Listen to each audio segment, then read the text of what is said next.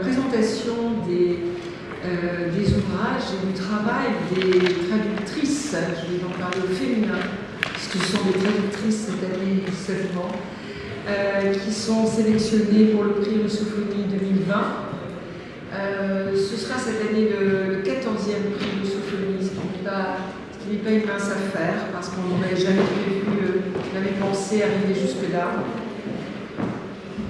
Cette année, nous avons, comme quasiment chaque année, 5 nominés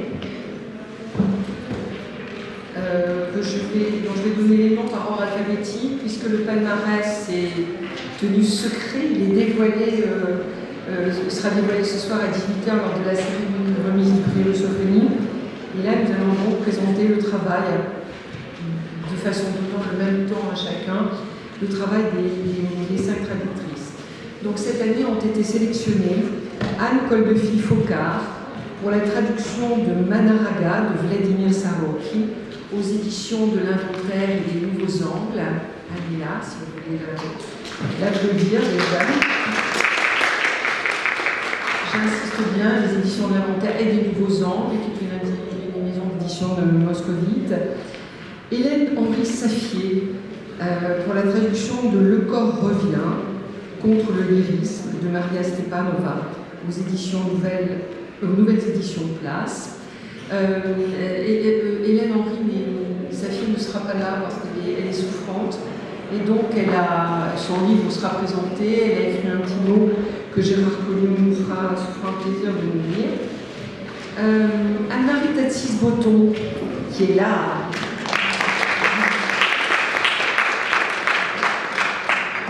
Qui a été sélectionnée pour la traduction de Mon siècle, ma jeunesse, d'Anatoly Mariengoff, aux éditions Noir sur Blanc, dont on peut aussi applaudir l'éditrice. Il fait l'amitié de venir.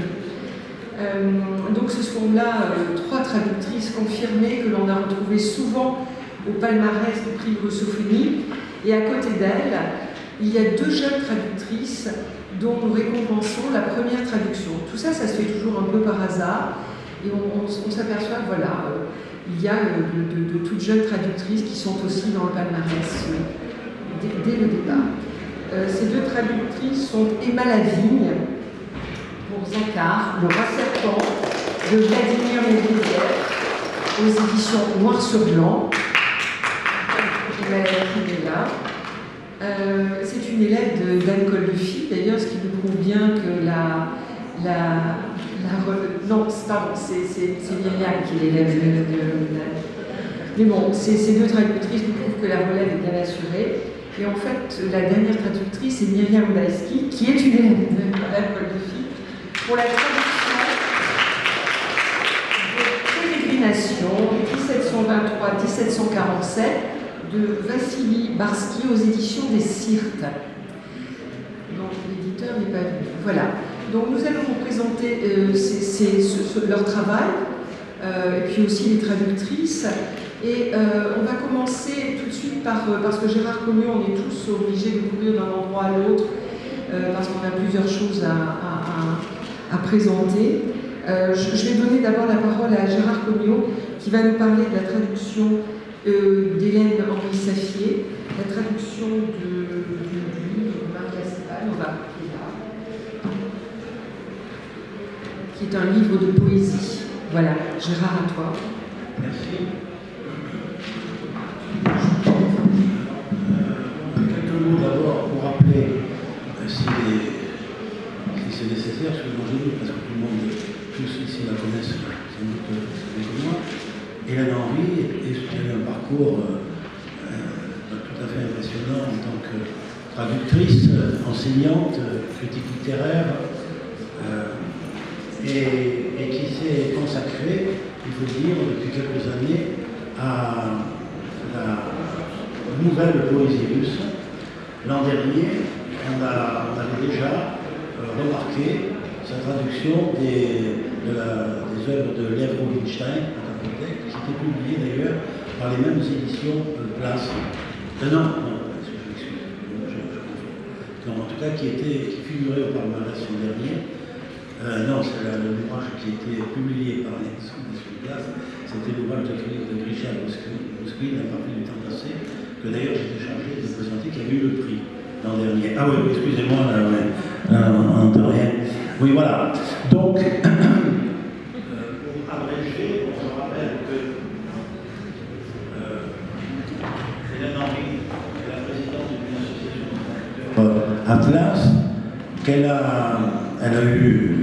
avait déjà obtenu le prix Rusophonie en 2013 pour sa traduction de la biographie de Pasternak par Dimitri Bekov. Elle est surtout connue pour ses traductions de poésie, mais aussi elle traduit des œuvres en prose, et en particulier des œuvres de théâtre. Je signalerai qu'elle a traduit par exemple un roman très important de Zamiatine, qui existait dans une très très mauvaise traduction chez Gallimard depuis très longtemps, et qu'il était temps de refaire une véritable traduction de ce grand roman. Et elle a d'ailleurs gardé le titre « Nous et non nous autres », qui était le titre de l'édition de Gallimard, entre autres. Et donc, en ce qui concerne l'ouvrage qu'on a retenu, Le corps revient, comme elle ne pouvait pas, participer à présenter elle-même ce livre, elle m'a envoyé un texte que je vais vous lire, je crois que c'est le mieux, où elle explique justement toute la genèse de ce livre, et vous verrez que cette genèse elle est assez particulière, parce que ce n'est pas la traduction d'un livre qui existe déjà en russe, mais c'est un livre qui a été construit en quelque sorte pour l'édition française. Alors voici ce qu'elle écrit. D'abord, elle remercie le jury du prix Rusophonie d'avoir distingué sa traduction du livre de poèmes de Maria Stepanova, publié aux nouvelles éditions Place, sous le titre Le corps revient.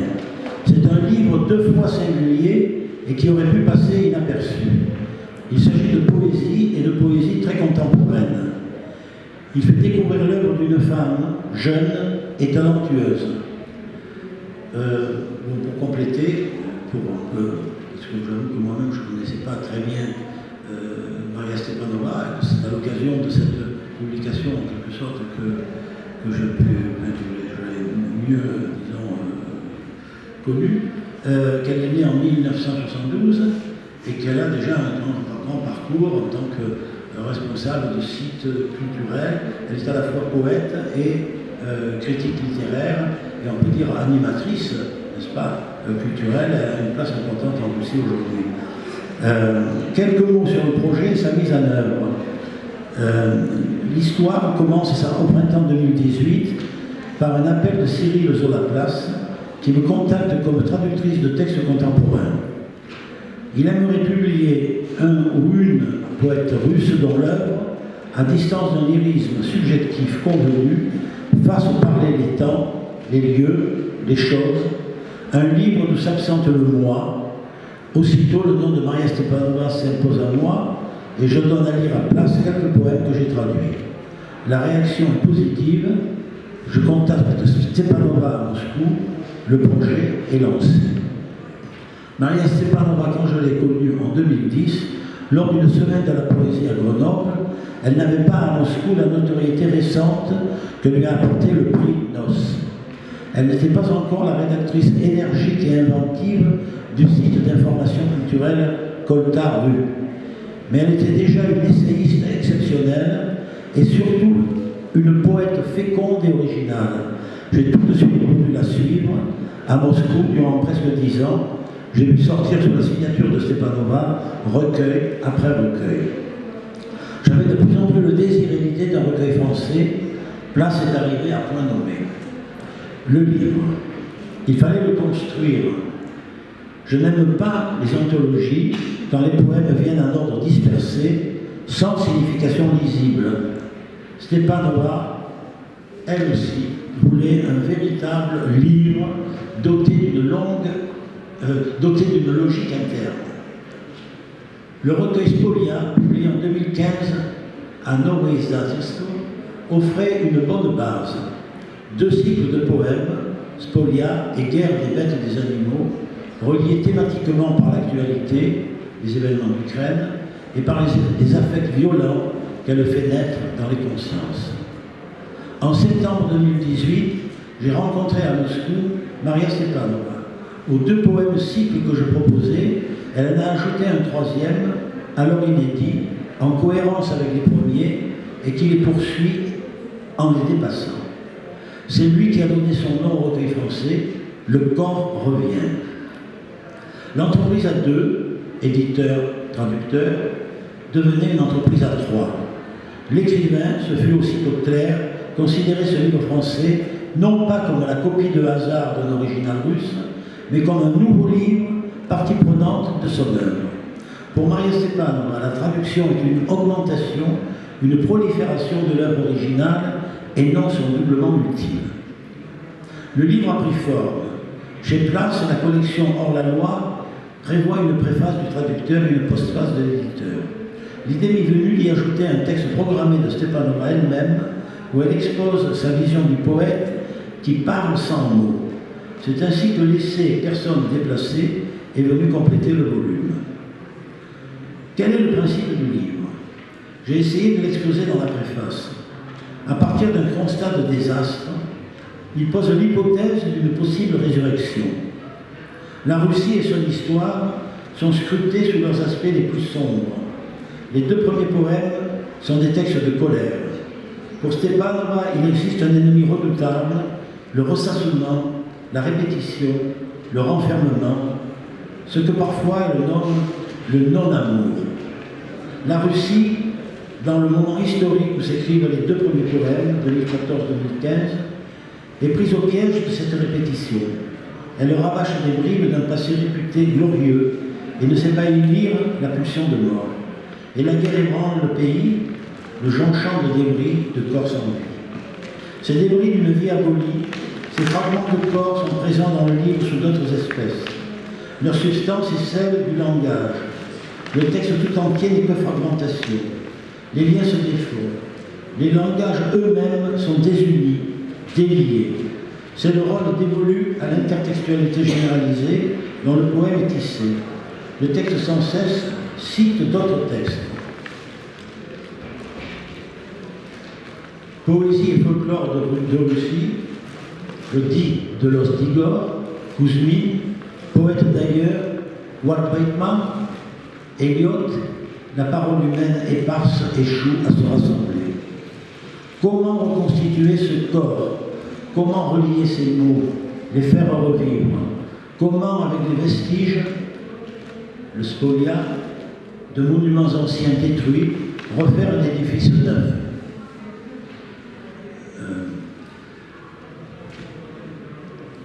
Les paroles de la femme poète russe font écho à celles des femmes poètes mortes ou vivantes, danoises, canadiennes, grecques. Les poèmes naguère jetés en éclat sur la page sont désormais rangés et ordonnés selon, pourquoi pas, l'ordre de l'alphabet. La résurrection est possible, celle de l'hirondelle d'Andersen, celle de Lazare, celle des petits soldats que la guerre a tués, mais qui dans le poème existent. Ainsi le poème restaure l'amour. La tâche du traducteur était sans doute particulièrement difficile. Il s'agissait de donner voix et corps en français à ces 1000 paroles dispersées, en donnant à sentir à la fois leur hétérogénéité et le sens de leur coprésence. Pour cela, un travail de repérage fin a été nécessaire pour traduire Stepanova. Il est mieux d'avoir longuement fréquenté la poésie, les domaines russes et anglais au premier chef. Pour les citations issues du domaine russe, cryptées mais perceptibles à une oreille avertie, j'ai travaillé sur la diversification des styles, chansons, épopées anciennes, poésie récente. Il m'est arrivé de glisser pour un lecteur français un indice, un nom que le texte russe ne livre pas. À bout de ressources, j'ai introduit une note. Pour la poésie anglophone, j'ai parfois doublé la traduction du texte russe d'un segment anglais qui aiguille le lecteur vers une source qui, sinon, resterait inaudible. Le danger était de lisser le kaléidoscope des voix, de refaire un corps tonal. Il fallait inventer et ne pas craindre de faire violence au français. J'ai même risqué un peu de latin. J'ai aussi particulièrement travaillé les heures, les béances, les sautes de ton et de style, les déformations, les néologismes, les contorsions verbales, toute une cacophonie que viennent corriger ici et là des citations bibliques, classiques, qui sont la poésie même. Donc je crois qu'il est difficile d'ajouter quelque chose à cette très belle présentation du livre, puisqu'elle est assez exhaustive, n'est-ce pas? Elle fait état de la collaboration, déjà en premier lieu, entre un éditeur et une traductrice, pour un projet commun et qui n'est pas, finalement, qui ne propose pas la reproduction, n'est-ce pas, d'un livre qui existe déjà, mais qui s'ouvre sur la construction véritablement d'un livre nouveau à partir, c'est vrai, de textes déjà existants, comme elle le dit, puisqu'il y avait 2 cycles qui existaient. Et pour préciser, parce que peut-être c'est pas très clair, le 3e poème, puisqu'il s'agit en fait de 3 grands poèmes, Spolia, la guerre des bêtes et des animaux, et le corps revient. Le corps revient, comme dit Hélène Henry, et c'est un poème qui est présenté par un ordre alphabétique. Les fragments, n'est-ce pas, qui constituent ce poème correspondent à des lettres de l'alphabet. Et il faut dire que, pour montrer justement la dimension véritablement plurielle, n'est-ce pas, pour dire multiculturelle, de travail effectué à la fois par Stéphane Omar dans ses vers et par Hélène Henry Sapier dans sa traduction, que justement l'importance des références, des sources, et il faut citer une poétesse danoise, une poète aujourd'hui, danoise, Inge Christensen, qui avait écrit un poème justement qui s'appelait L'Alphabet et qui présentait, qui se présentait sous forme, qui présentait des vers rassemblés sous par ordre alphabétique. C'est un choix comme un autre. Mais ce qu'il faut ajouter, je crois, l'essentiel évidemment, je crois, dans ce travail commun, c'est le refus du lyrisme. Car ce que Maria Stepanova, justement, a écrit une sorte de programme, de manifeste, n'est-ce pas, et de programme, qu'elle a intitulé Personne déplacée, et que, comme Hélène Henry Sapier l'a indiqué, qui prend place comme postface, n'est-ce pas, de ce recueil. C'est très important, parce que on y trouve le refus de l'autobiographie, de l'exhibitionnisme, même on pourrait dire du narcissisme, pourquoi pas du nombrilisme, qui souvent aujourd'hui, n'est-ce pas, est au cœur des œuvres que l'on peut rencontrer, d'ailleurs pas seulement ici, mais partout. C'est un peu disons, un fait d'époque, il faut dire, puisque notre nouvelle société, après l'échec des régimes totalitaires, qui étaient des régimes fondés sur la collectivité, sur le nous, s'est orienté, bien entendu, vers le culte de l'individu, le culte du moi. Et alors c'est intéressant de relever cette volonté de Stepanova, et pas seulement de Stepanova, mais je crois de beaucoup d'autres poètes, des poètes justement dont s'occupe Hélène Henry, puisqu'elle a traduit, rappelons-le, un de ces poètes, disons, qu'elle suit depuis longtemps, c'est Lev Rubinstein, qui l'an dernier, on a présenté ses traductions, mais il y en a d'autres, n'est-ce pas? Il y a une anthologie.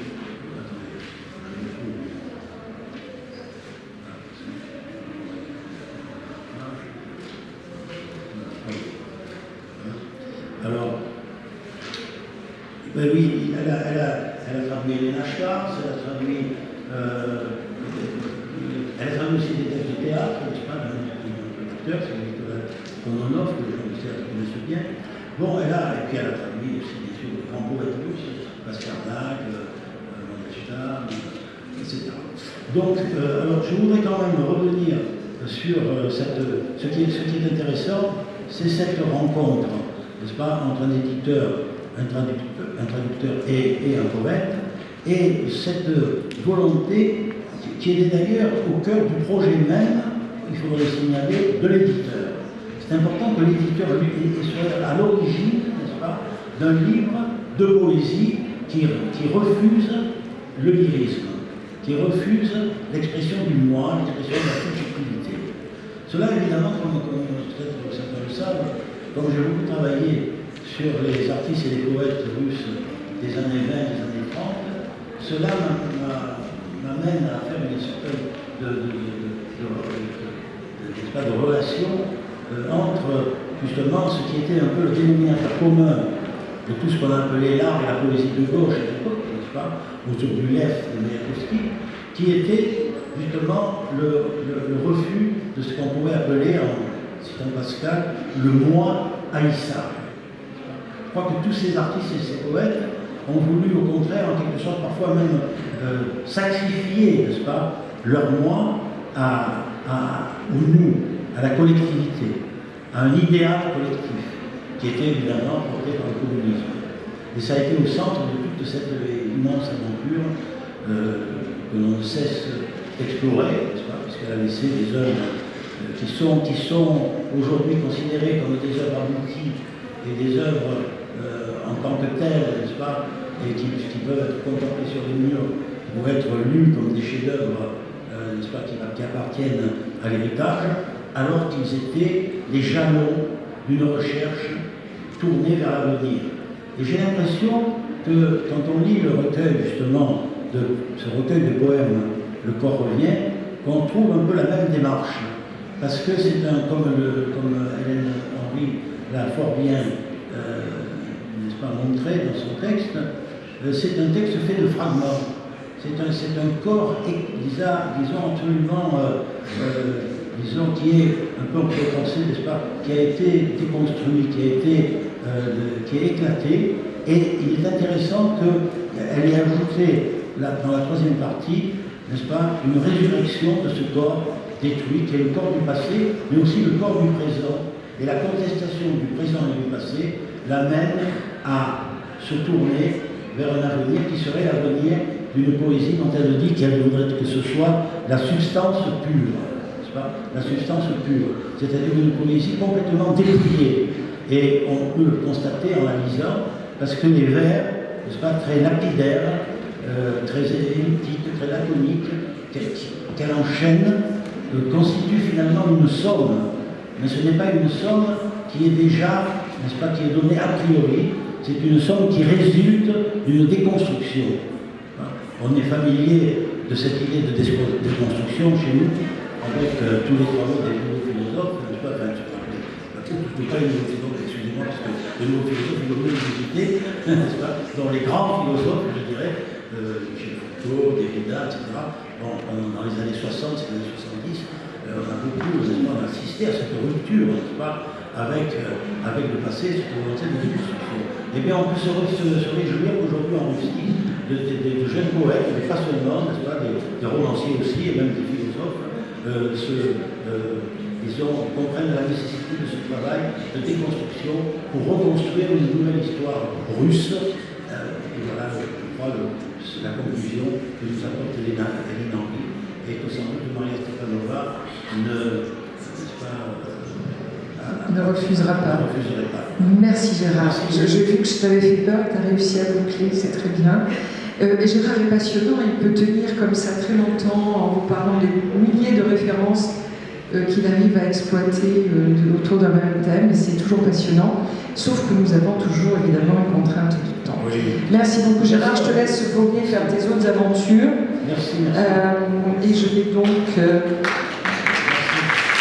bravo à Hélène Henry qui n'est pas là, effectivement une grande traductrice.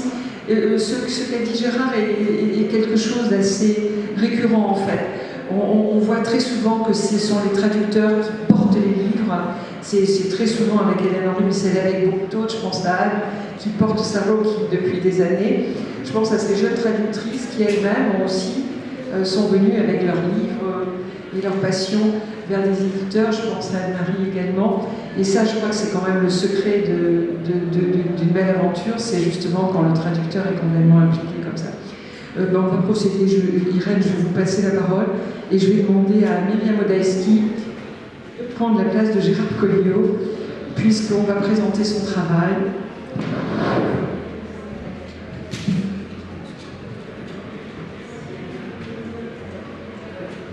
Merci.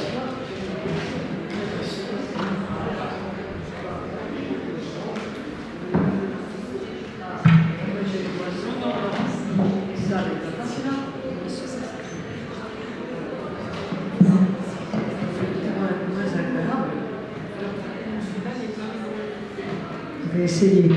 Ça va comme ça? Bon. Alors. C'est bon, j'ai votre reconnaissance. Alors, je vais avoir le plaisir de présenter votre ouvrage.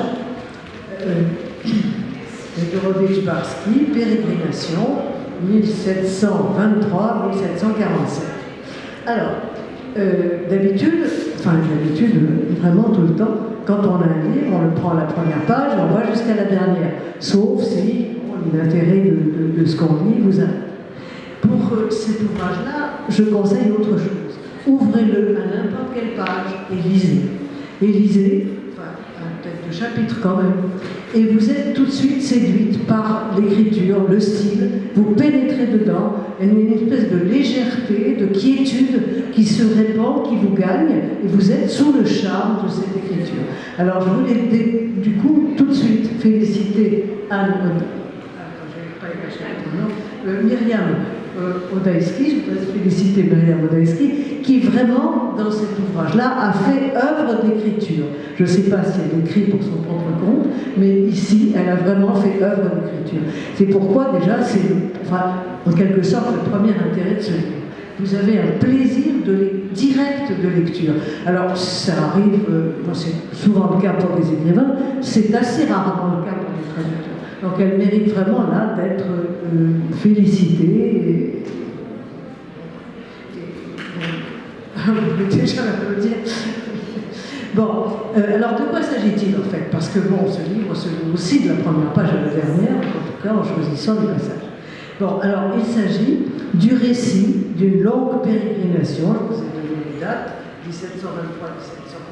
1723-1747, qui veut dire que c'est pratiquement 25 ans, la pérégrination d'un jeune fils de marchand de Kiev, frais émolu de l'Académie théologique, qui part en pèlerinage et il,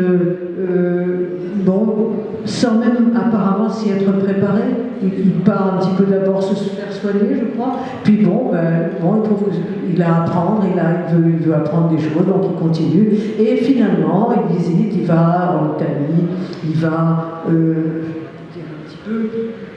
il visite Budapest, Vienne, Venise, Rome, Bari, il va plusieurs fois au mont Athos, il va d'un pays à l'autre, de la Syrie au Liban, de la Palestine à l'Égypte, et finalement on a tout le pourtour de la Méditerranée qui nous est donné à voir à travers ses souvenirs. Et tout de suite on a donc en quelque sorte une image de ce coin du monde qui à l'époque était assez central, où la communauté chrétienne, déjà divisée entre la chrétienté latine et la chrétienté grecque, côtoie à la fois des juifs et des musulmans, à la fois dans des rapports d'hostilité, mais aussi de volonté de cohabitation. Il va comme ça, au gré des circonstances, à pied, longtemps, faisant quelquefois de très longues marches, s'arrêtant dans tel ou tel monastère, reçu quelquefois, chaleureusement dans certains monastères, d'autres fois victime de bandits qui le dépouillent du peu qu'il a. Enfin, toutes les aventures que vous pouvez imaginer dans un monde difficile pendant 25 ans.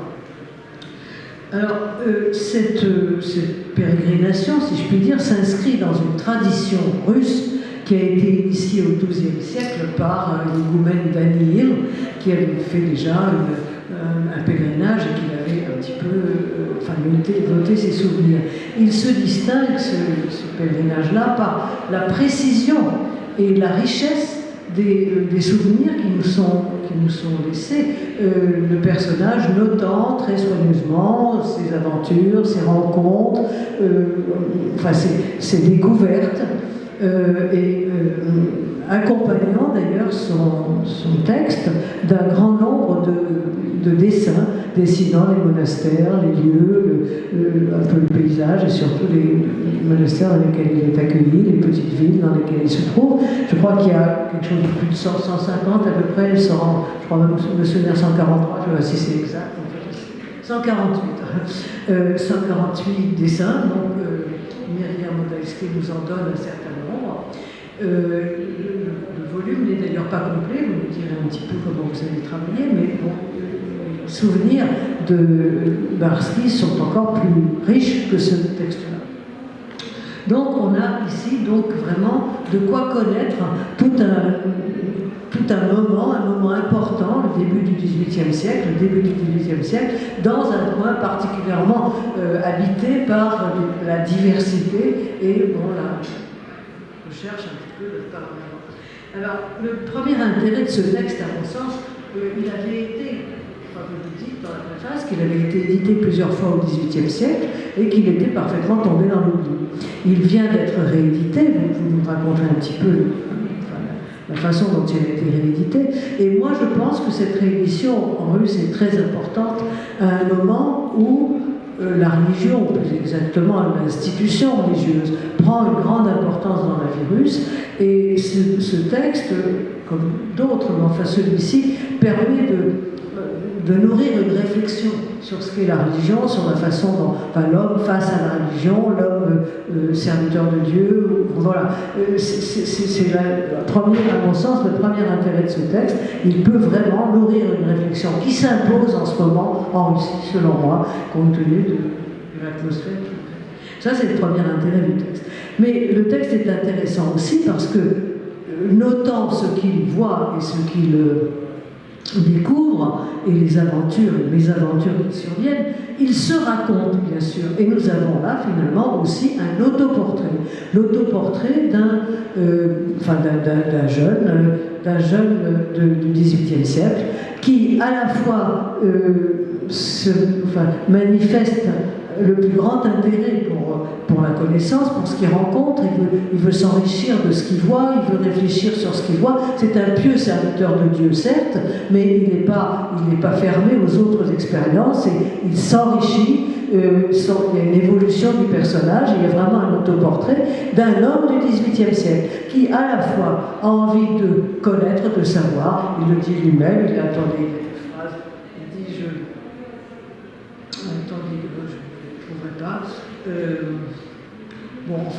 il dit clairement que ce qu'il veut, c'est apprendre de ce qu'il rencontre. Il veut en particulier apprendre le grec, mieux le savoir, plus exactement, parce qu'il ne le sait sans doute pas si mal, s'enrichir des différentes expériences et aussi se préparer à les restituer et à les diffuser sous forme de connaissances, à la fois par son texte. Il rentre à Kiev avec l'idée de revoir ses textes et de les rédiger, de les mettre en forme plus précisément. Malheureusement, il meurt, je crois, très très vite après, quelques mois après son arrivée. Donc, le texte reste sous forme de souvenir.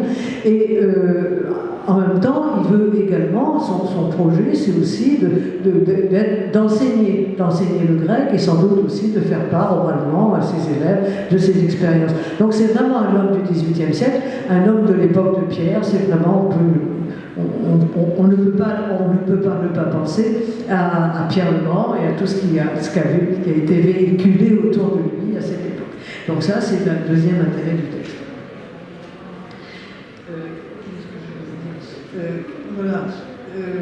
Oui, c'est ça, il se prépare à rendre accessible à d'autres le fruit de ses observations.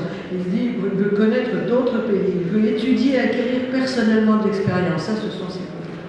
Alors, je voudrais finir par dire que Myriam Modalski n'est pas une traductrice de hasard qui a pris ce texte parce qu'elle avait envie de traduire. Elle a fait une thèse, elle a soutenu à Paris 4, une thèse sur ce personnage. Ce livre, et puis au-delà peut-être, elle va nous en parler. Donc elle connaît très bien ce de cette réalité. Et elle a donc le mérite d'avoir su traduire des choses qui étaient... Bon, elle s'est après ça, je crois, spécialisée dans les traductions islamiques.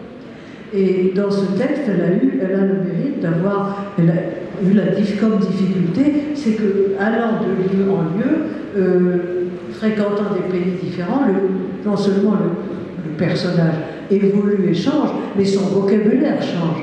Il a des mots italiens, des mots juifs, des mots arabes. Bon, et tout ça, elle a eu à se débattre avec toutes cette problématique, et je la félicite d'avoir si bien réussi. Voilà, c'est ce que je voulais dire de ce livre. Je voulais vraiment féliciter Myriam Odalski de ce livre qui est important. Ce n'est pas quelque chose qui va se lire comme ça, les gens ne vont pas se jeter dessus dans les jours qui viennent pour l'oublier 3 mois après ou 6 mois après et aller au pilon. C'est un livre qui se lira longtemps, peut-être de plus en plus et assez lentement, mais par des gens à qui il apportera beaucoup. Je vous conseille tout de même de vous plonger dans cette lecture qui vous aussi vous intéressera certainement. Voilà. Alors, si c'est possible, j'aimerais bien que Myriam nous explique un petit peu, nous parle un peu de sa thèse et nous parle un peu de cette édition. D'abord, c'est la maison édition, je ne sais pas ce que c'est, mais si vous pouvez nous dire un peu ce que c'est cette maison d'édition, où il a été édité. Comment a été fait le travail en russe et comment a été fait le vôtre à partir de ce travail-là. 5 minutes, d'accord. Rapidement, bien sûr. Donc cette maison d'édition, je ne la connais pas très bien, mais c'est une maison d'édition moscovite et qui s'est appuyée sur l'édition du 19e de Nikolai Barsukov et qui est en corrigeant de façon assez superficielle. Et donc pour la thèse, en fait, je ne pouvais pas étudier l'œuvre de Barsky dans sa totalité. Donc j'ai choisi de l'étudier en tant que pèlerin et de ne garder que les récits consacrés à l'Orient, au Proche-Orient en fait. Donc Syrie, Terre Sainte d'abord, Syrie, Liban, Égypte et un petit peu le Moatos et Chypre. Et donc c'est après la thèse que j'ai trouvé que c'était dommage de ne pas traduire la partie européenne du voyage de Barsky, parce que c'est vraiment intéressant, son parcours en Italie notamment. Et ça donne, comme son récit a une portée autobiographique, ça donne vraiment une idée du personnage plus complète. Parce que 25 ans de la vie d'un homme, c'est presque toute sa vie en fait. C'est toute sa vie d'adulte. Voilà.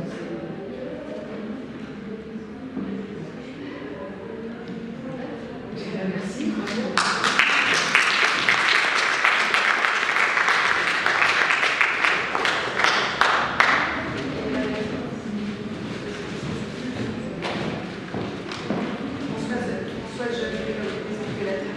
Des maladies.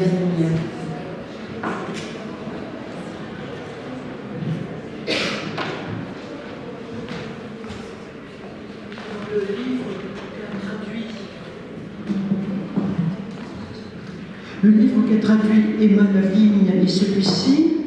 Il s'intitule Zahak, le roi serpent. C'est un titre qui a l'air d'annoncer un conte oriental. Et le nom de Zahak vient de la mythologie persane. C'est une légende de la littérature persane. C'est un personnage qui se trouve dans la grande épopée persane de Firdusi, le livre des rois, c'est un poème épique excusez-moi. C'est un poème épique qui date du Xe siècle de notre ère. Et dans ce poème épique, Zahar désigne un tyran sanguinaire qui porte autour du cou 2 énormes serpents qui nourrit le cerveau humain. Et il se trouve que le protagoniste du livre, enfin un des protagonistes du roman, de Vladimir Medvedev, s'inspire, prend pour modèle ce Zahak légendaire, puisque lui aussi il parade avec un serpent en guise d'écharpe autour du cou un énorme python. Le roman de Vladimir Medvedev, qui a été publié en russe en 2017, donc ça repose bien sûr pour l'appellation du héros sur ce mythe littéraire sous-jacent. C'est alors culture persane parce que l'action se déroule au Tadjikistan, République d'Asie centrale qui a fait partie longtemps de l'Union soviétique après avoir appartenu à l'Empire des Tsars. Le Tadjikistan est devenu indépendant en 1991 et qui a sombré un an après dans une guerre civile qui a duré 5 ans, qui est en arrière-fond de toute l'action du livre. Et c'est un pays persanophone. On n'y parle pas une des langues de famille turque, comme dans l'Ouzbékistan ou le Kazakhstan voisin. On y parle une langue très très proche du persan d'Iran, du farsi, et très proche aussi du dari que l'on parle en Afghanistan. Alors, je le disais, la fiction a pour toile de fond cette guerre civile, et l'action se déroule pour l'essentiel, alors non pas à Dushanbe, la capitale du Tadjikistan, mais dans un district assez reculé. Alors, la République du Tadjikistan est elle-même très enclavée entre de hautes montagnes et les autres républiques, qui sont le Kyrgyzstan, le Kyrgyzstan, l'Ouzbékistan, l'Afghanistan et la Chine. Et il est dominé par les très très hauts sommets du Pamir. L'action se déroule dans un district de la province orientale de cette république tadjik. Alors c'est des paysans, c'est authentiquement des paysans. Je dis authentiquement parce que l'auteur ne cherche pas du tout à fabriquer un exotisme qui aurait pu être facile, aussi bien pour le lecteur russe d'ailleurs que pour le lecteur français. Il n'y a pas non plus de romantisme du tout, de romantisme oriental, comme on peut en trouver dans la littérature d'inspiration caucasienne de l'époque romantique en Russie, exaltant la beauté majestueuse des montagnes. Il n'a pas du tout.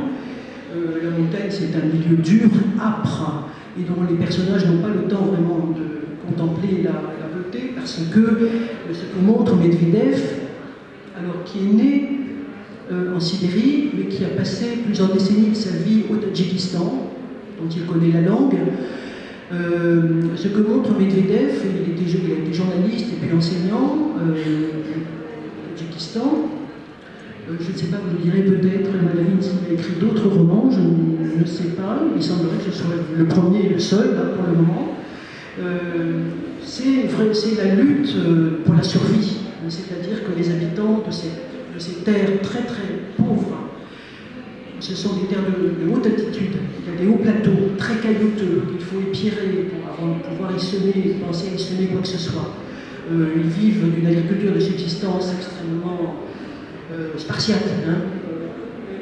Et ce qui montre, c'est donc la lutte pour survivre dans des conditions nouvelles. Parce qu'en fait, ce qui pèse sur leur existence, c'est pas seulement la guerre civile, ou pas tant peut-être la guerre civile, que l'écroulement de l'Union soviétique qui a rebrassé, je dirais, des jeux de pouvoir. Et donc, il y a les paysans luttent pour arriver à survivre dans des conditions nouvelles, où prennent le pouvoir des chefs locaux qui édifient des sortes de mafia. Je ne sais pas que le mot soit excessif, mais c'est un peu déclassé dans l'espace géographique. Donc des petits chefs, on dirait des caïds aussi chez nous, qui prennent l'ascendant sur la population, une population qui est très démunie, qui est très pauvre, qui est isolée et qui est prisonnière de sa pauvreté et de son isolement. Alors, voilà le cadre général. Celui qui a pris pour modèle Zahak, le personnage de Ferdowsi, il s'appelle Zuhurcho, son nom commence par la même lettre, Z, Zuhurcho Kouchkadamov. C'est un ancien cadre, petit cadre, grand modeste du Parti communiste, et eh bien, il a changé de batterie, on peut dire, dans l'ordre nouveau, et il règne par la terreur sur la population locale, à qui il essaye d'imposer de cultiver non plus des petites parcelles avec une agriculture de subsistance, mais de se mettre à la culture du pavot, parce que c'est tellement lucratif comme commerce le pavot, que lui, bien sûr, compte bien faire de très importants bénéfices en faisant circuler le pavot vers l'Afghanistan qui est tout proche, traverser la frontière. Alors le roman est construit, il y a 7 personnages qui prennent tour à tour la parole, qui livrent chacun leur vision des faits, leurs sentiments, des choses. Donc il y a une structure chorale qui fait alterner les personnages.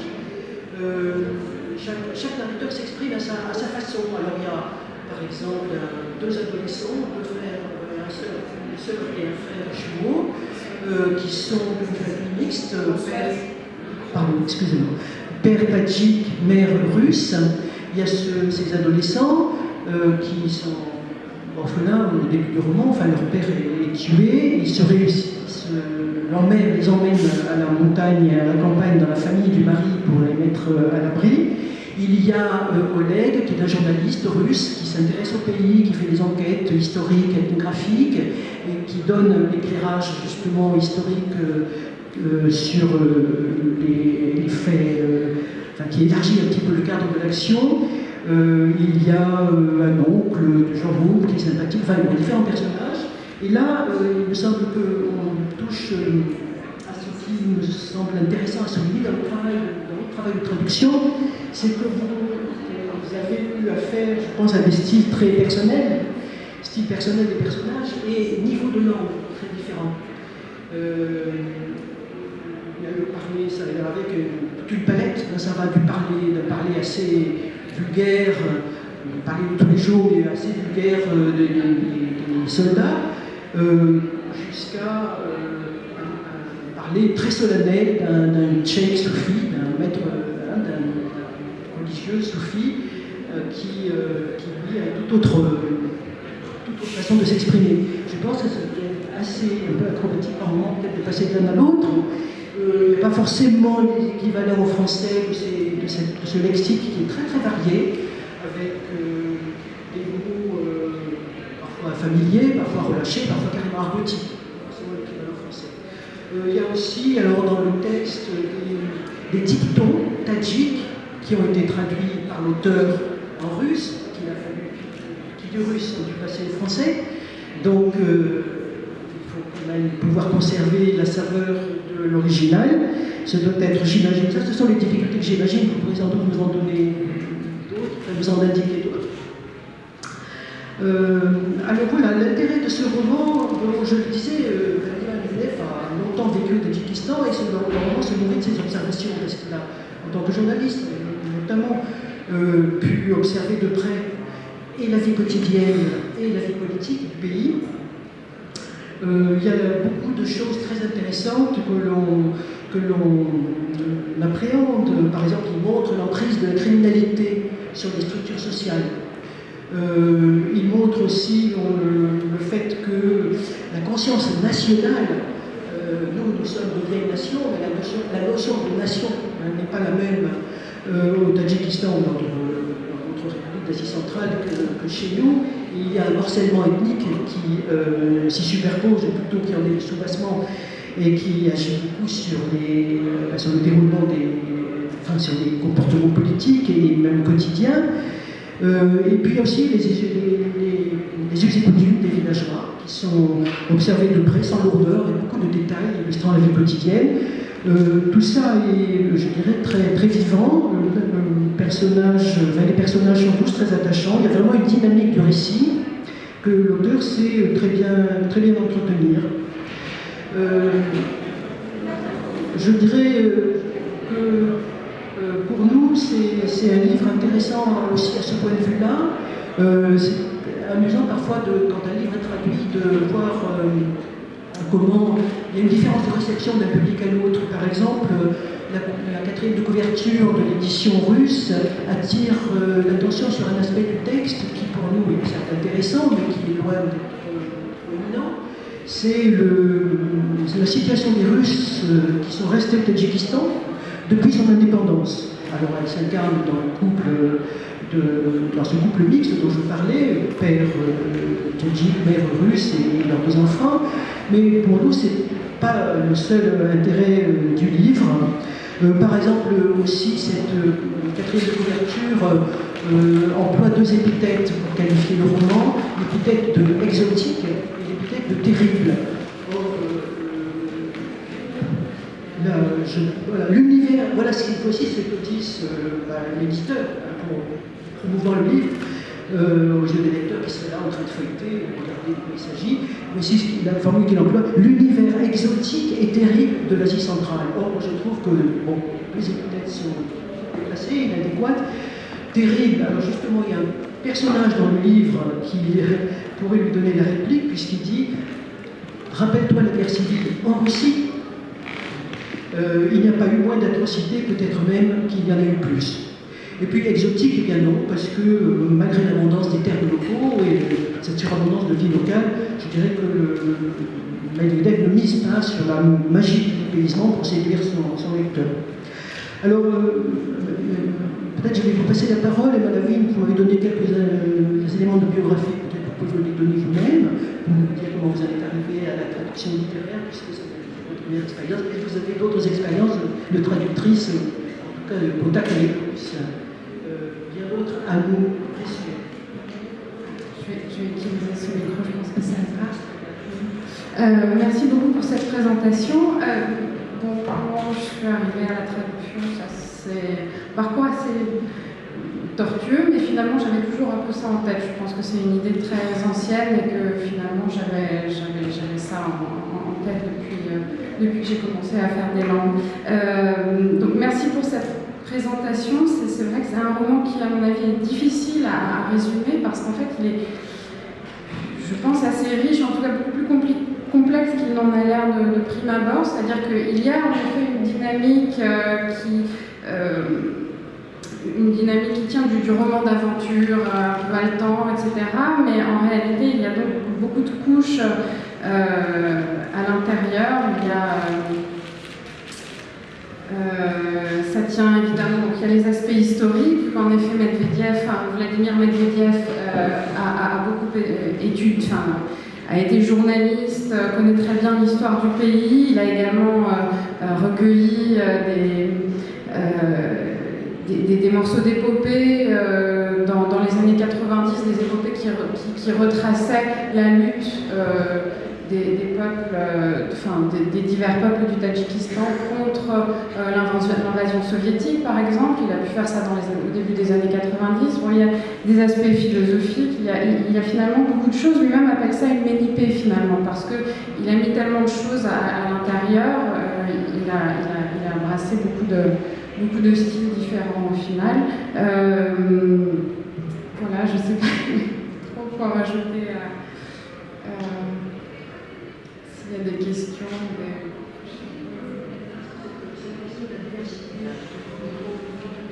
Les niveaux de langue, oui. Alors ça, c'est vrai qu'il a fallu trouver 7 styles différents, donc, parce qu'il y a 7 personnages différents. J'ai traduit d'une seule traite, mais ensuite j'ai retravaillé par personnage. Donc, en prenant à chaque fois tous les chapitres qui étaient pour un personnage pour arriver à avoir quelque chose de cohérent. Voilà, il y avait en effet, il y a pas mal de poésie, ces extraits d'épopée, ces choses-là. Donc là, j'avais uniquement accès au russe, mais parce qu'en plus, les versions originales ont été perdues, malheureusement. Donc lui-même n'a plus que ces traductions qu'il avait publiées à un moment donné. Donc il y a aussi des extraits, par exemple, de véritables interviews qui avaient été faites à l'époque, au début des années 90. Donc voilà, c'est quelque chose d'assez... c'est un objet finalement qui est, je pense, plus complexe enfin assez complexe, mais en même temps qui se lit, je crois, facilement, qui a ce côté aventure et voilà. Oui, tout à fait. Quelques mots peut-être pour vous présenter votre parcours. Vous avez étudié le russe à l'INALCO, puis vous avez continué à Bucarest, à l'université de Bucarest. Ensuite, vous avez fait un master de traduction technique à l'INALCO, Langzo, comme on disait autrefois. Et puis, vous avez eu des activités en Russie. Alors là, je dirais, pour résumer votre parcours, c'est toujours plus loin vers vers l'Est. Hein. C'est-à-dire, vous avez séjourné quelques mois au Kazakhstan où vous avez enseigné le français, ensuite 2 ans à Vladivostok où vous avez également enseigné le français, et puis ensuite, il n'y avait plus de terre, donc vous traversez la mer, et vous vous êtes retrouvé au Japon. Et là, vous m'avez dit que vous aviez travaillé pour une compagnie de Vladivostok, basée à Vladivostok, si j'ai bien compris, d'import-export, dans laquelle vous achetiez des voitures aux enchères. Alors, voilà, passer de l'import-export à la traduction, mais finalement... Mais finalement, ça se nourrit en fait. Et je pense que s'il n'y avait pas eu ces expériences-là, ça serait beaucoup plus difficile finalement de comprendre la langue russe, la façon dont un russe peut penser également. Justement, il y a là-dedans beaucoup, comme vous disiez, de langage. Enfin, c'est parfois vulgaire, c'est parfois... Mais ça, je pense que ça se nourrit de toutes ces choses-là. Et finalement, c'est là-bas, finalement, sur le terrain, que j'ai véritablement apparu. Enfin, c'est sûr. Voilà, l'expérience de la langue, et puis je dirais que l'opération même de traduire, hein, ça tient aussi, l'import-export, je pense qu'il y a un rapport métaphorique au moins pour désigner le travail de la traduction. Il me semble qu'on peut dire ça. Est-ce que... Oui, un petit extrait. Ah, d'accord. Alors, comme extrait, donc j'ai eu un peu de mal à choisir justement parce que c'est tellement varié, les personnages sont tellement différents les uns des autres que quelque chose de représentatif, c'est un peu difficile à trouver. Et finalement, donc, je me suis arrêtée sur un passage qui parle justement d'ambiguïté parce que tous les personnages aussi, finalement, sont doubles. Déjà, il y a les jumeaux qui sont même métis. Le chef lui-même, le chef spirituel, vient en réalité du monde séculier où il était universitaire et il se retrouve un peu contre son gré, il finit ermite. Il y a un peu le benet, l'idiot qui finalement a une noblesse et un héroïsme hors du commun, on va dire. Enfin, tout est comme ça. Et il y a notamment donc, ce personnage, Oleg, qui lui aussi donc, a toute sa vie est finalement lié du début à la fin, son destin est lié à ce territoire, au Darvoz. Il est né au Tadjikistan, mais il est russe. Et de ce fait, il reste quand même extérieur. Donc tous les personnages ont cette ambiguïté, voilà, ils sont doubles. Et puis également dans ce passage, il y a aussi une allusion au sacré qui traverse tout le roman finalement, et aussi à la profanation de ce sacré, puisque là on verra qu'il y a un pendu, un arbre sacré, et bien sûr, comme on disait, donc ce territoire, ces montagnes qui donnent le cadre, qui sont finalement le décor dans lequel, comme il le dit plus loin, la pièce se déroule finalement sur des millénaires et qui façonnent finalement les hommes et enfin, les populations qui habitent. C'est une étrange sensation, une sensation ambiguë. Je n'avais jamais ressenti la matérialité du monde avec tant d'acuité. Les sommets des montagnes éclatants de lumière se découpaient sur le ciel d'un bleu électrique. L'air froid se condensait en un colloïde transparent et glacé. Sous mes pieds s'étendait le sol de basalte où était enraciné le genévrier sacré. La matérialité de ce qui m'entourait était déjà à son comble, mais elle s'intensifiait encore au centre de la scène, là où pendait le cadavre, accroché à une branche, ses pieds nus effleurant le sol. Et en même temps, tout me semblait absolument irréel. J'étais seule au milieu de la clairière déserte et j'entendais au loin le rire des soldats qui descendaient le chemin. J'ai vu le soleil fou, hyper réaliste, tracer de fines ombres noires sur chaque relief, chaque fissure, chaque infractuosité de la falaise de pierre. Le vent froid engourdissait mon visage et mon cou, mais j'avais l'impression de ne pas vraiment être là. J'avais l'impression d'observer la gorge depuis un autre espace-temps. En un sens, cette impression d'illusion correspondait à la réalité. Voilà. Ça aurait pu être autre chose qui aurait été très différent.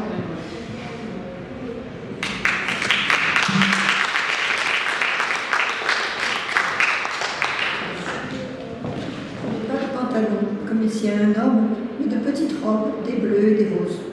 Mes cheveux descendent plus bas que mes épaules. J'ai 4 ans, quelque chose comme ça.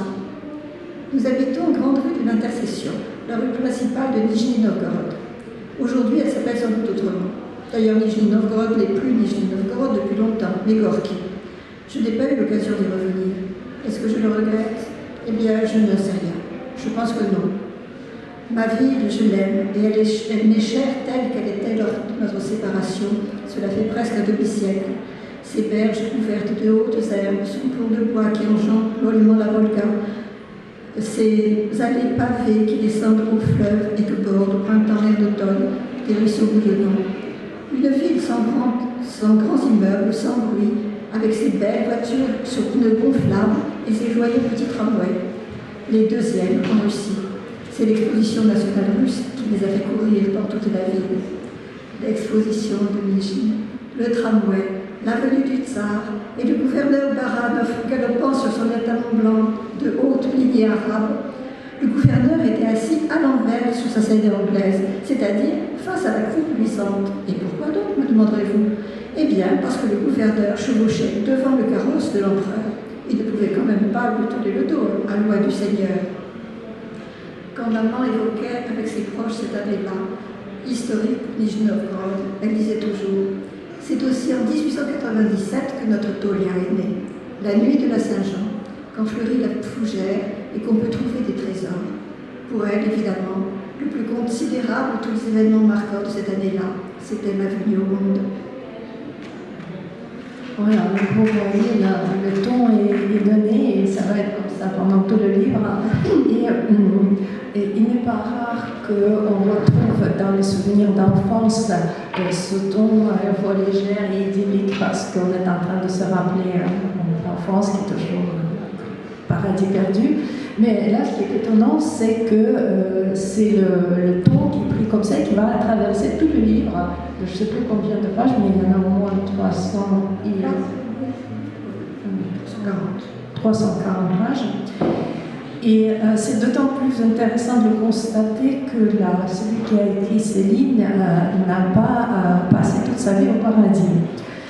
Anatoly Maringov, le nom ne vous dit probablement rien, donc il est né, comme on vient d'apprendre, juste à la fin du 19e siècle, en 1997, et il a vécu jusqu'à 1962.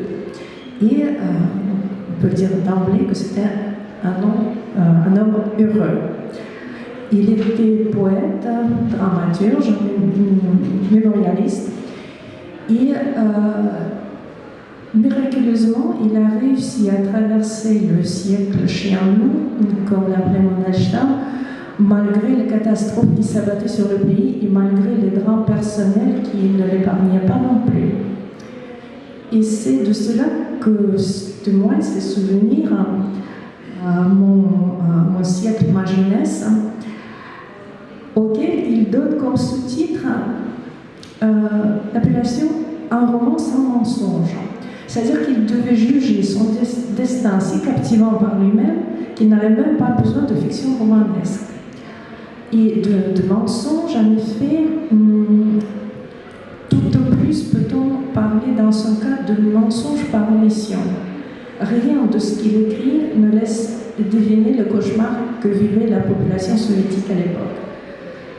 Et dans ses mémoires, qui se présentent comme une suite de tableaux saisis sur le vif, il décrit à force d'anecdotes et de dialogues drôles donc son enfance et adolescence à Nijni-Novgorod, sa jeunesse au sein de l'avant-garde artistique des effervescentes années 1920, son âge mûr au sein du morose establishment soviétique dont elle fait partie, sans le cacher ni s'en enorgueillir.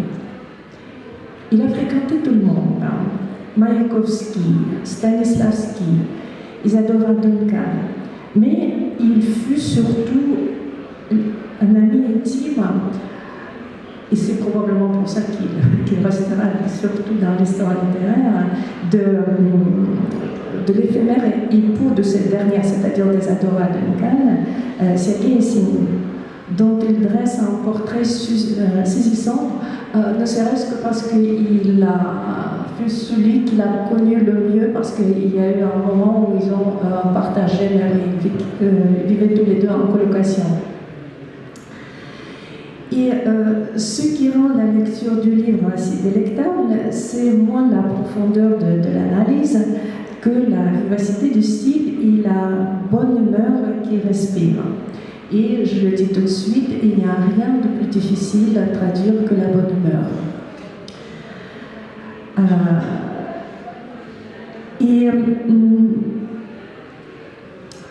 Il est intéressant que malgré son côté politiquement inoffensif, le livre qui a été écrit par le vieux Malenkov au début des années 50 dû attendre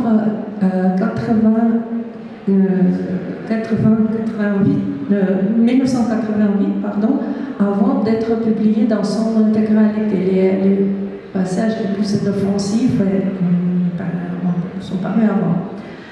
Voilà, et donc les difficultés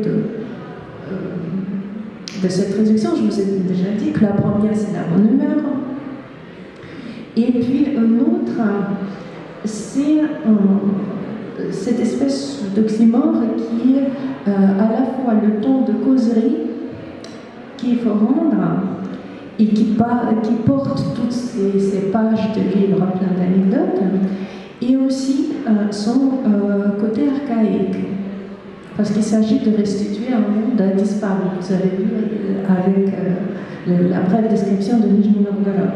Donc ce sont des choses contradictoires, très difficiles à rendre. Et je ne parle pas de citations poétiques et évidemment qui abondent, parce que l'homme en plus était un merveilleux improvisateur, donc il sortait comme ça des versifiés à tour de bras partout et toujours, et donc tout ça est incorporé dans le mémoire et il faut le traduire aussi. Et puis donc il y a plein de jeux de mots, parce que c'est un nom de salon qui parle, dans la mesure où on peut parler de salon dans la Russie soviétique de cette époque, et tout est rendu dans la traduction avec une inventivité parfois époustouflante. Je pense notamment à cette histoire de Sergei Serejki, que vous avez deux Serge, que vous avez traduit par le deux pandards, donc Duncan est assis entre deux hommes qui sont deux Serge. Le jeu de mots consiste à assimiler le prénom Serge au Serge qui est les boucles d'oreilles. Et c'est traduit à mon avis de façon géniale. Vous avez les deux pandas. Et tout cela ne s'étonne pas si on pense à celle qui a fait ce travail, Maïda Fisbonto, qui a été enseignant et qui est surtout aujourd'hui et depuis quelque temps un des piliers de la traduction de la littérature russe en France. Qui est couvert de prix que vous me permettrez de ne pas citer la liste parce qu'elle est trop longue, ni la liste de toutes ces publications. Je vais juste essayer de faire une petite analyse typologique parce que visiblement vos références vont au début du XXe siècle, avec les auteurs comme Remezov et Bill notamment. Donc il y a plusieurs livres traduits, c'est-à-dire c'est pas quelqu'un qui traduit un auteur puis passe à un autre, etc., mais qui a vraiment une suite dans les traductions et dans les idées.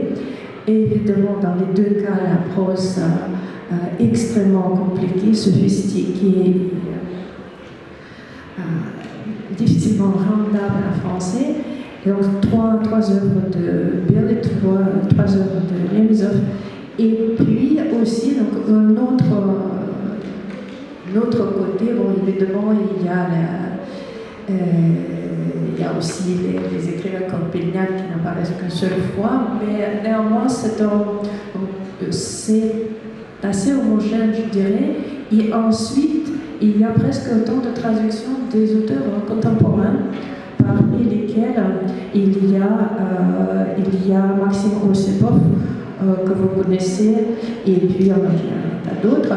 Et je passe sur les traductions de Tsvetaeva qui ne sont pas les plus faciles à faire. Et puisqu'on ne peut pas demander à Malenkov s'il serait content de travailler de sa traductrice, mais j'ai un avis d'un autre de ces auteurs, un autre auteur parmi ceux que Anne-Marie a traduit,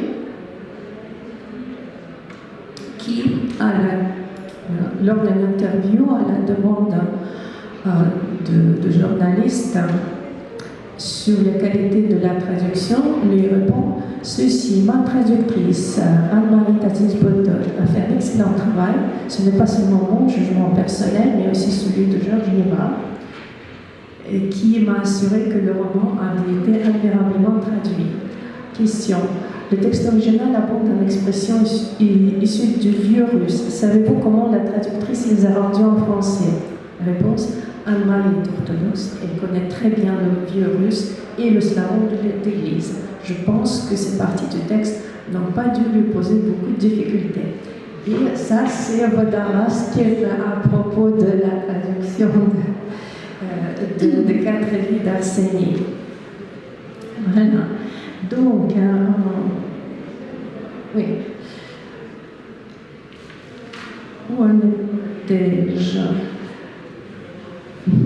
Oui, pour dire encore juste quelques mots pour la traduction, après l'opinion d'un auteur traduit. C'est une plume donc très facile, il est toujours insouciant, il est un brin bavard, il est attiré par le côté comique des choses, et là, ça aussi, on sait que c'était un piège redoutable pour les traducteurs, c'est d'introduire l'humour. Des contrastes entre le sérieux et certains propos et les chutes très inattendues qui transforment les situations banales en scènes burlesques. Et ces transitions sont toujours d'une grande subtilité. Et chaque fois, la traductrice se montre extrêmement attentive aux nuances, aux inflexions de voix et aux moindres changements de registre. Dans une prose facile, précise et fluide, il restitue les traits comiques, recrée les jeux de mots et sa version est abondante, vraiment heureuse. Et son travail sur ce texte, qui a pu paraître facile à cause de la désaventure du ton, et qui en réalité présente d'innombrables difficultés de traduction, est une véritable prouesse.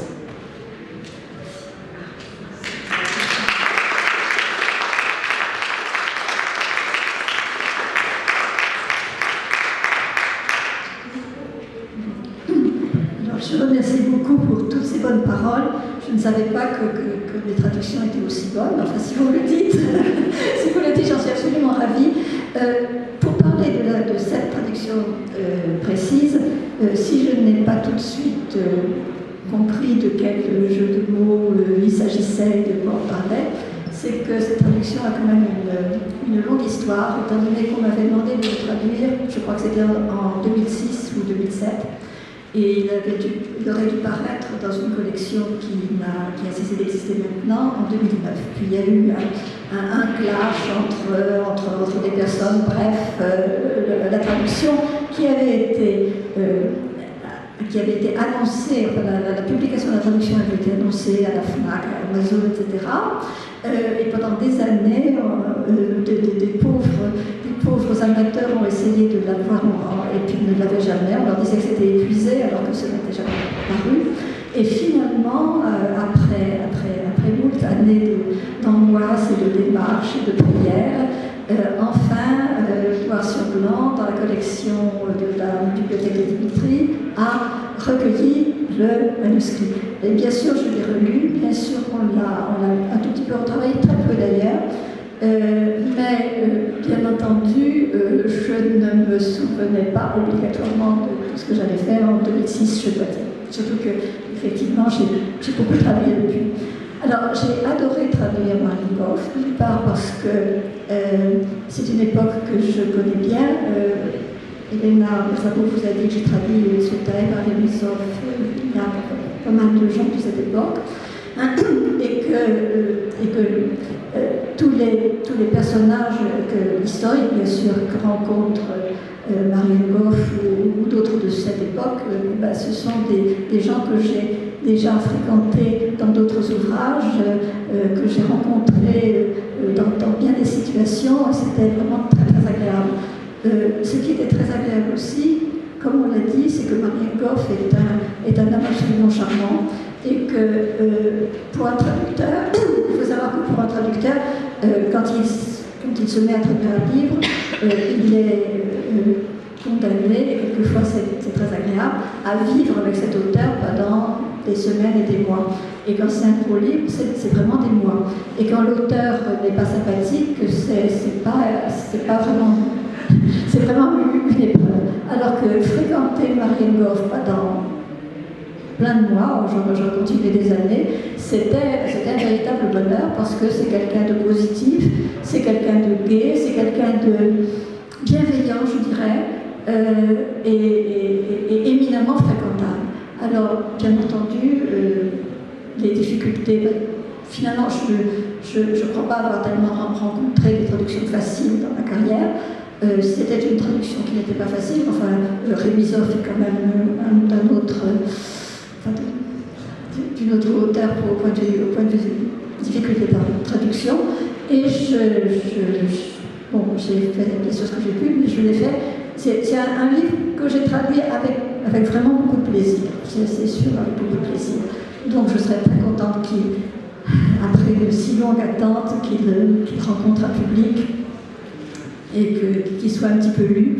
Il commence à être quand même pas mal lu en Russie, je crois. Il y a eu quand même pas mal d'éditions, 3 tomes, je crois. Mais si t'allais un petit peu déborder, ça serait bien. À part ça, c'est vrai que c'est peut-être un roman sans mensonge, mais les omissions sont même dans sa vie personnelle, puisque en décrivant de façon dithyrambique ses relations avec son père, qu'il a effectivement beaucoup aimé, il a évidemment omis de dire que ce père qu'il avait beaucoup aimé alors qu'il avait perdu sa première épouse, Marianne Goff était orphelin de mère assez tôt. Bon, ce père évidemment s'est remarié avec une jeune femme, il a eu un enfant, et Marianne Goff n'a jamais admis, n'a jamais reconnu ce demi-frère, et c'est le grand absent de tous ces écrits. Et également, s'il dit pas mal avec gentillesse, mais s'il dit un mal épouvantable de Meyerhold et de sa femme Zinaïda Reich, il omet, tout du moins dans ce livre, de dire qu'il a été quand même assassiné, enfin qu'il a été exécuté, que sa femme a été assassinée par le pouvoir en place. Donc, bon, il y a quand même des ombres, mais quand même, c'était quelqu'un de tout à fait extraordinaire. Voilà, merci.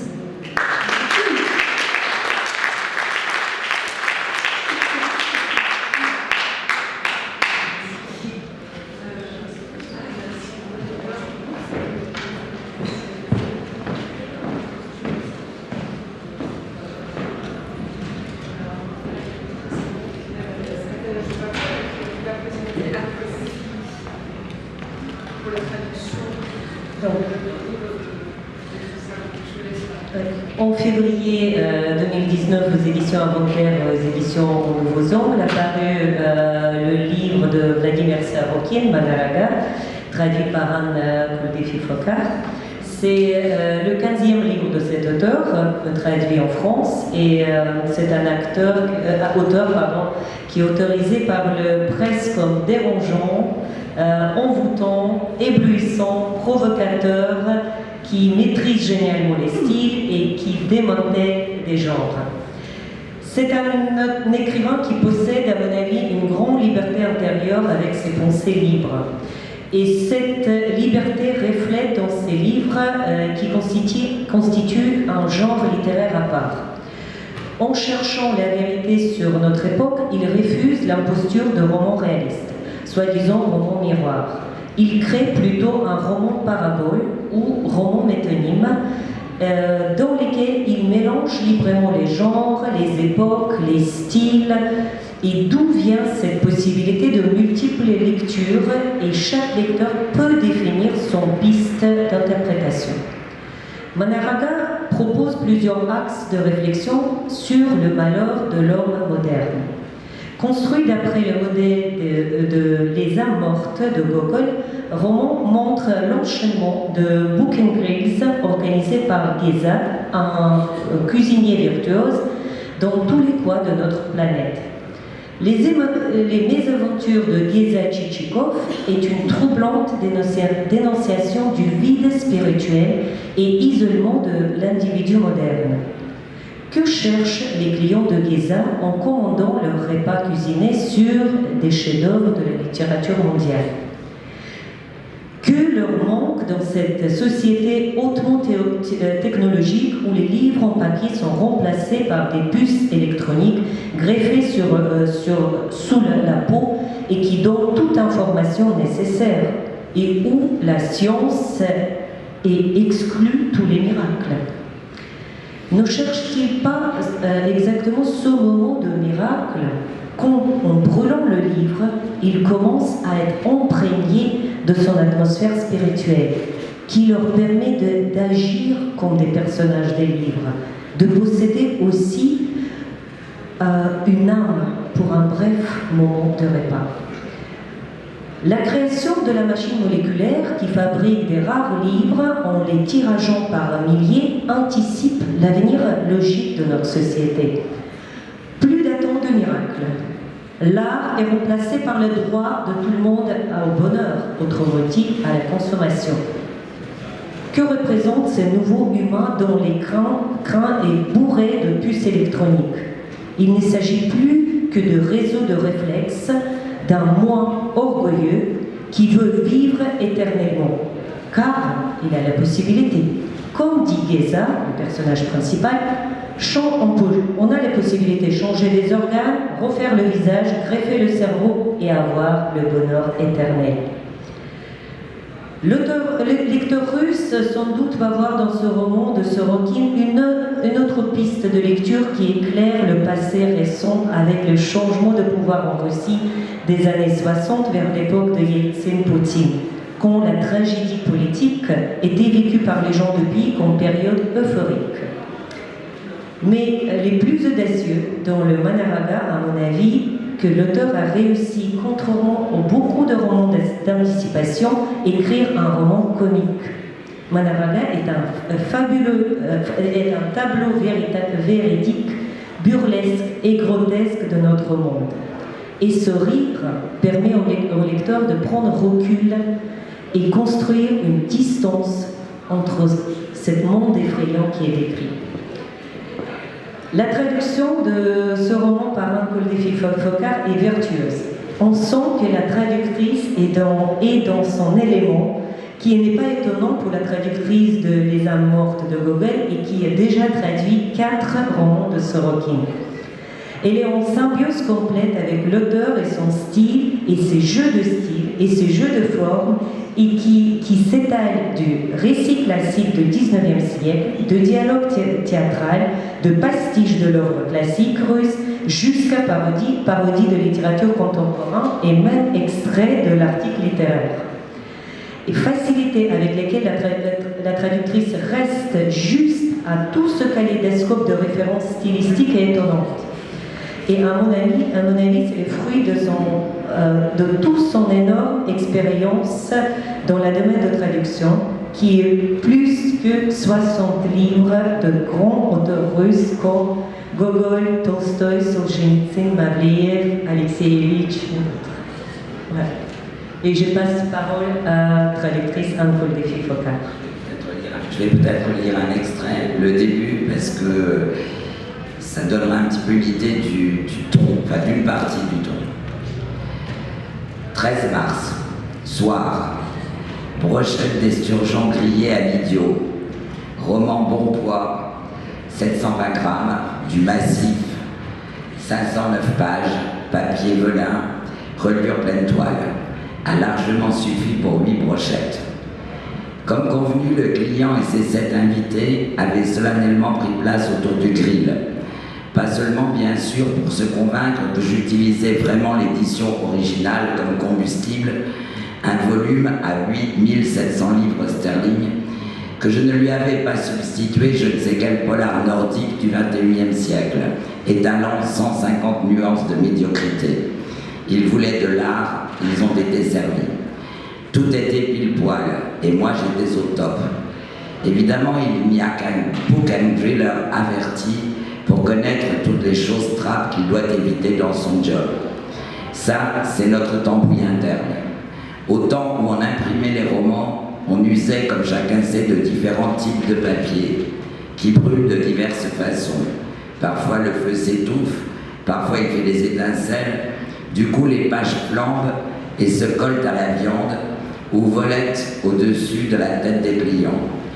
Nos grilles sont équipées de groupes filtrants qui empêchent le papier de s'enflammer ou de se calciner. Généralement, ils ne servent qu'aux débutants. Un vrai chef doit faire travailler ses mains et sa tête. Les groupes de filtration réduisent la flamme autant que l'ampleur du spectacle.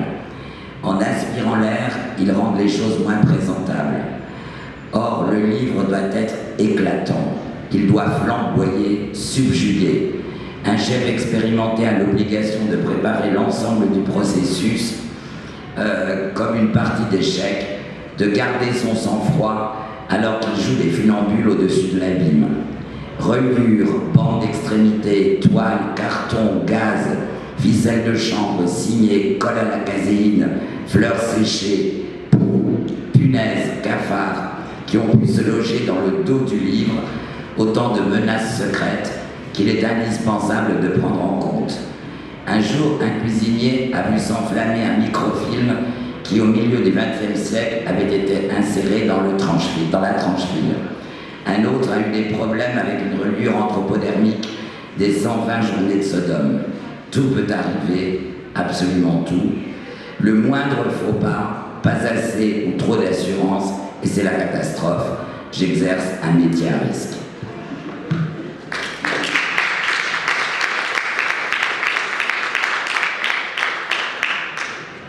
Je vais lire les versions russes de cet extrait pour, si on a le temps, pour comparer vraiment, et vous allez voir, même en russe, la langue est très difficile de dire. 13 марта. Вечер. Шашлык из осетрины на идиоте. Роман полноценный, второго среднего веса, 720 граммов, 509 страниц, бумага веленевая, цельнотканевый коленкоровый переплет, вполне хватило на 8 шампуров. Как и было оговорено, клиент плюс 7 гостей восседали вокруг жаровни. Естественно, не только чтобы убедиться, что я жгу именно первое издание, книгу за 8700 фунтов, а не подменил ее каким-нибудь северным детективом 21 века про 150 оттенков посредственности. Они хотели искусства и получили его. Все соответствовало, я был на высоте. Хотя только Букенгриллен знает, сколько в его работе подводных камней. Это наша внутренняя кухня. Романы, как известно, печатались на разной бумаге, и гореть она может по-разному. Возможны как тление, так и вспышки с последующим воспалением листов и прилипанием их к мясу или окружением над головой клиента. В наших жаровнях есть специальные воздушные насосы, способные остановить воспарение горящей или отгоревшей бумаги, но ими пользуются в основном начинающие. Настоящий мастер должен работать руками и головой. Эти насосы умаляют не только пламя, но и зрелище. Вместе с воздухом они отсасывают презентабельность, а книга должна ярко пылать и поражать. Опытный мастер обязан просчитать весь процесс как шахматную игру, как шахматную партию и хладнокровно балансировать над пропастью. Переплет, каптал, коленкор, картон, марлевые клапаны, пеньковый шнур, закладки, казеиновый клей, засушенные цветочки, книжные вши, клапы или тараканы в корешке – все это скрытые угрозы. Их необходимо учитывать. Однажды у одного повара вспыхнула микропленка, вделанная в корешок в середине 20 века. У другого были проблемы с антроподермическим переплетом 120 дней Содома. Все возможно. Малейшая оплошность, неуверенность или самоуверенность, и катастрофа неизбежна. Моя профессия сопряжена с риском.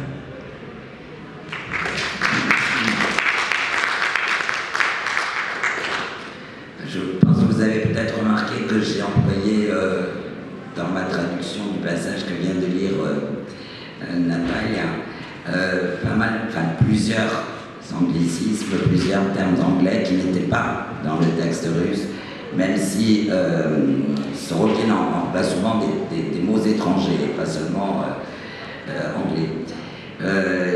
Je crois que la difficulté et en même temps le plaisir de traduire Sorokin, il faut entrer dans ce univers qui est effectivement un univers grotesque, qui est un univers à la fois il dénonce, il parle des angoisses du monde à venir, du présent et surtout de l'avenir.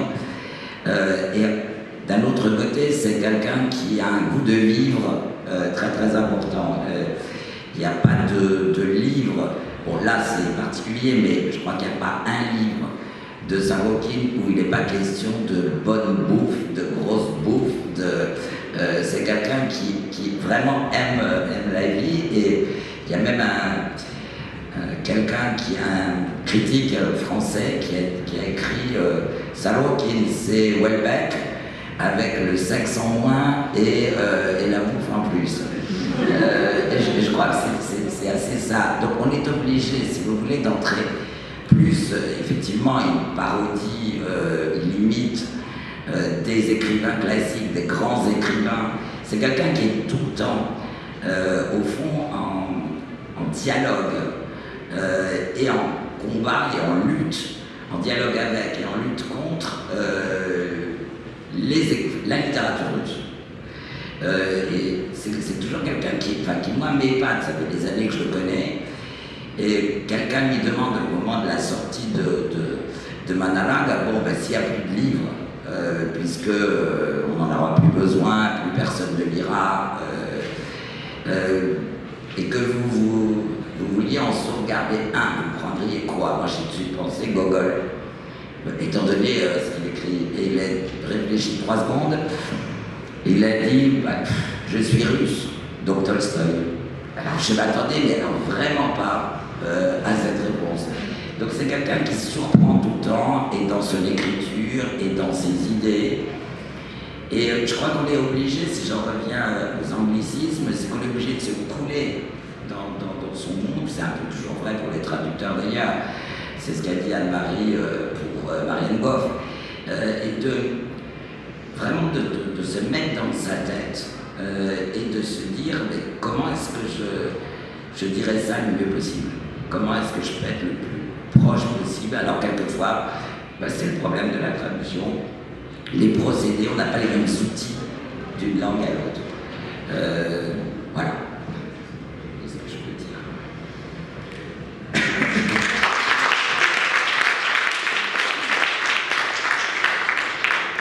J'ajouterais juste quelque chose, si vous permettez, c'est que quelqu'un qui est ici d'ailleurs, qui est le directeur de l'Institut de traduction à Moscou, qui est quelqu'un qui est un grand lettré, qui a beaucoup de choses et qui n'a jamais beaucoup aimé Sorokin, et qui un jour me dit mais qu'est-ce que tu lui trouves tellement à ton Sorokin, beaucoup aimé mon Sorokin, surtout que j'en ai jamais traduit que 4 sur les 15 qui ont été publiés en français, je suis pas toute seule à avoir traduit Sorokin. Je lui ai dit mais toi qu'est-ce que tu lui reproches? Je lui ai dit tu comprends, il invente des tas de choses qui ont le mauvais goût souvent de se produire dans la réalité. Ce sera le mot de la fin, c'est un peu flippant quand même quand on lit ça. Bien, je vous remercie. Je remercie tous les membres du jury de leur lecture attentive et de leur travail tout au long de l'année. C'était un peu sportif cette année pour diverses raisons, notamment pour les grèves et l'éloignement. Je remercie les traductrices d'avoir été là. Et je vous rappelle qu'on se retrouve ce soir, enfin dans 2 heures, dans la grande salle qui est à côté pour la remise du prix, puisqu'on ne sait toujours pas qui est lauréat du prix Lussofeli cette année. Et donc on se retrouvera tout à l'heure à 18h à la salle des fêtes, on compte sur vous. Merci beaucoup à tous. Au revoir.